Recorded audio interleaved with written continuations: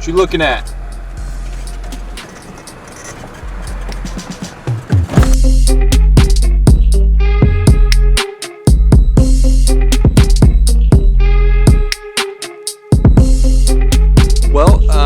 We're out here at Wolfdancer Golf Club, and I was going to film a video talking about a couple of fundamentals about the game, if you will. So I was going to do one about positions in the golf swing, one referencing short game, but I'm out here and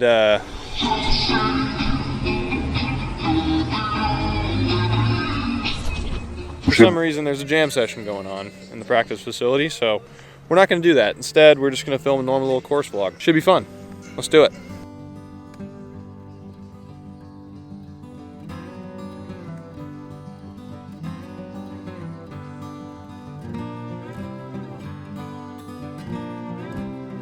Welcome to Wolfdancer, 18 holes of Texas wilderness. Named in tribute to the heritage of the Tonkawa tribe of Central Texas, Wolfdancer will test a golfer's skills across a mix of terrains. The front nine features a number of challenging yet rewarding holes. Even par on the front nine is to be considered a victory, with a bogey-free round nothing short of a miracle. The back nine offers more opportunities at birdies than the front, but losing focus will surely lead to more lost shots. The green and surrounding areas are anything but subtle. Hitting the green on the wrong side will make two-putt a real challenge. Firing at a flag and missing on the short side, however, makes saving par an afterthought and avoiding double the priority. It's a challenge, but the perfect place to call home and hone my game to prepare for the tour. Welcome to Wolfdancer. This is the first hole. It is a 420-yard par 4 uphill dogleg right. There's some bunkers up there on the right side. I'm going to try to stay just left of those. And I hit it right into the middle of them. Super thin, little cutty. Not great. Okay, so I have 143 into this green. A little uphill, a little into the wind. And here's my situation. YouTube rules officials, I'm sure you won't appreciate this, but I'm taking a drop for free from this massive pile of leaves because I don't feel like moving all of them right now. I am sorry. Caught this one super thin, but it actually worked out because the wind turned out to be a little stronger than I thought. Just right to the back of the green. Here's my par putt attempt. These greens are really slopey, really fast, and that was not a bad putt, and it kind of got away from me. A little 4.5 footer here to save par on the first hole. Kind of a nervy point in the round, to be honest. If I miss this putt, kind of off to a bad start. And that's kind of a big point in the round for me. That first hole, making that nervy little 4-footer for par, that's huge for me. 431-yard par 4 here. Bunkers on the right side, hazard on the left. And honestly, not a bad miss. Just hit it right at the bunkers. It's into the wind, so I'm not going to get to them. Pretty good spot to be. Okay, I got 158 off a bit of a downhill lie into a stiff breeze. I'm going to hit a little knockdown 7-iron. It should fight through the wind and land just right around pin high if I hit it right. Now, I had a pretty decent range session before this round, but I still like to check my positions while I'm on the first few holes in the course, so I'm still trying to get into the rhythm. As you know, on the course is way different. On this shot, I'm trying to hit a low draw to get through the wind. I normally hit a 7-iron about 192, but from 158 into the wind, this is about the right shot for me, and turns out to be perfect. This thing lands probably 10 feet past the hole and stops where it lands. I'd say that was pretty good. Tried to get an artsy shot here through the trees on this putt, but the guy I was playing with was standing directly between my camera and the hole. It's a very fast putt, ran it about 5 feet by, but was able to make the comebacker. This is a 603-yard par 5 with bunkers scattered all throughout it. Pretty tough to navigate this hole, especially if you're trying to go for it in 2. And I blew this way right into some weeds. Tried to keep an eye on it, but it went really far right.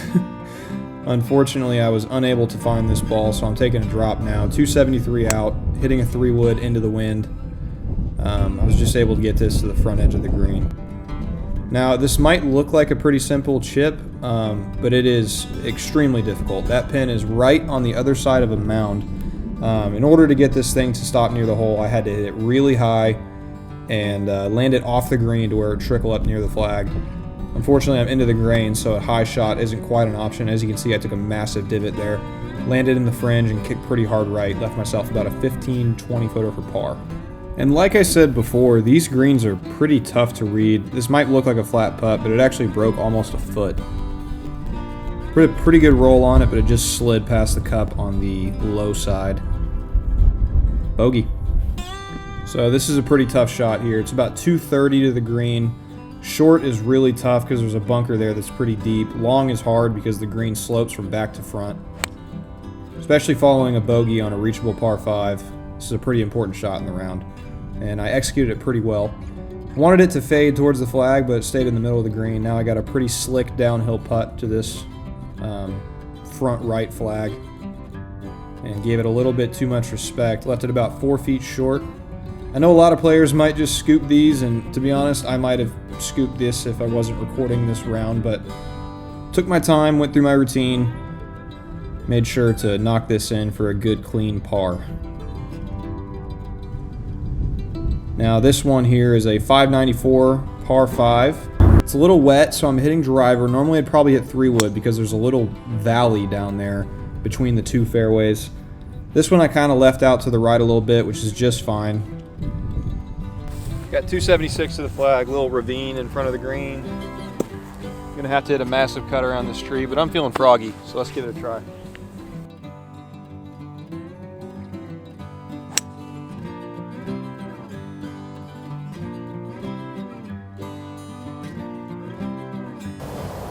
Oh, that come up short. God, I hit that perfect too. Down at the bottom of this ravine, so pretty relatively easy up and down for birdie for this course, so hopefully we can convert.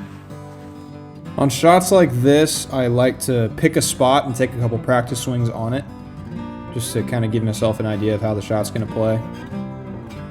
Awkward lie, so I pulled it just a tad, but the speed was perfect, so I was able to go ahead and knock this in with the wedge putter for a birdie, back to even par. Shout out to Sunset Shanks for this pullover. Check out their Instagram if you like that logo and you want to see some of the stuff that they sell. Also, shout out to me if you want to buy one of these training aids. Venmo $12 to the Venmo link that I'm going to put right there with your address, and I'll send it to you. Infinity gloves, best gloves known to man. $10 a piece. You can get one of these from allstarprogolf.com, and it used to be you had to buy 6, but we have extended the offer now to where you can buy one at a time, $1 shipping for each one, and if you want to buy multiples, that'll obviously that shipping cost will go down. And I mean, you're going to use 6 gloves, so you might as well stock up for the upcoming season. Go check them out, allstarprogolf.com. Use the promo code BENS10 for 10% off. Got 166 right here.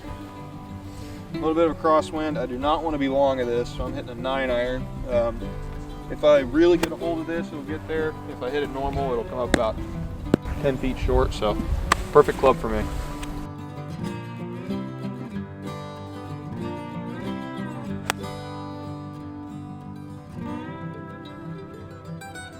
Oh no. Wow. Must be a lot of wind up there. This green is honestly crazy. You can't really see it here, but this is super uphill, and I almost didn't get it all the way up, and if that thing had kept trickling over like that, there's a chance it was going to wind up where this other guy I'm playing with is. So, happy it stayed up, but I'm still left with about a 7-foot harsh breaker for par, which I was able to make. Honestly, playing out here has made my putting way better. Every single putt has break to it. You got to really be able to trust your lines and your speeds and everything, so it's been great. This one here is a 337-yard par 4. It is reachable with driver if it's downwind and warm, but I'm just taking a 2-iron here. Started it down the right side and hit it pretty much perfect. I left myself about 59 yards, but unfortunately my camera died and I missed that shot. But here's my putt for birdie. I had the buddy I was playing with record it with my phone, and you get to see me miss another short birdie putt. So there we are. Hole number 8. This is the hardest hole in the course. I'm hitting driver here. It's a dogleg left uphill, 483. You got to hit it into the right side of the fairway to be able to see the green, which I did here. Luckily, I mean, I didn't hit it very good, but it turned out okay. I know a lot of you guys are probably gonna ask why I don't wear a glove. Actually, I know you're gonna ask because I get asked that all the time. Why do I not wear a glove on some shots? Honestly, it doesn't really matter to me whether I wear a glove or not. If I feel like I should wear a glove, I will. When I was a kid, my dad never bought me gloves, so I never was dependent on it. Got 196 into the green here. Can't really see it from this angle, but it's a really tough green to hit. It's not very big, and it's sitting up on top of a hill, so if you miss it left, it'll careen down the slope. If you miss it right, it's a downhill, really awkward chip.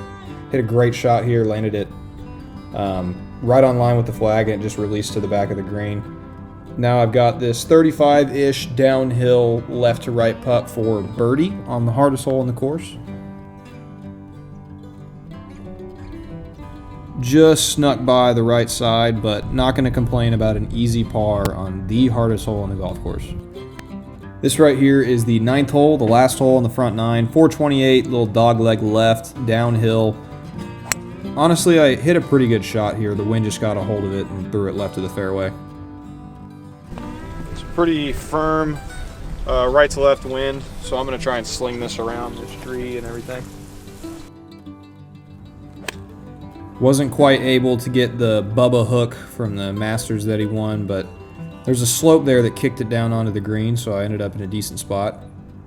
This is a really fun putt to watch, so feast your eyes.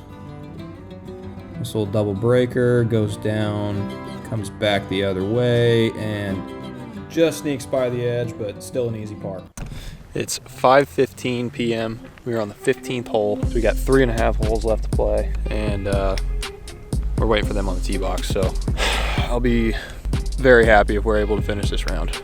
Thanks for watching, guys. If you enjoyed that video and you want to see more like it, click on my channel to see all the other videos I've posted. Tons of golf related stuff on there, so I'm sure you'll enjoy that if you enjoyed this one. Make sure to subscribe and hit the bell so you don't miss any videos I post in the future. Comment what you want to see next, and go ahead and tickle that like button to give me a little help with the algorithm. Follow my socials. I've started posting a lot more on TikTok and Instagram, so check out Ben Haddon Golf on both of those platforms to get with it. Click the links in my description to check out some other cool stuff. Those are all sponsors of me, so if you like what I do, check out that stuff to keep this thing going. Patreon is also an option if you want to support me and see some additional content that will never see the light of YouTube. Thanks a ton, guys. I love each and every one of you, and I'll see you in the next one.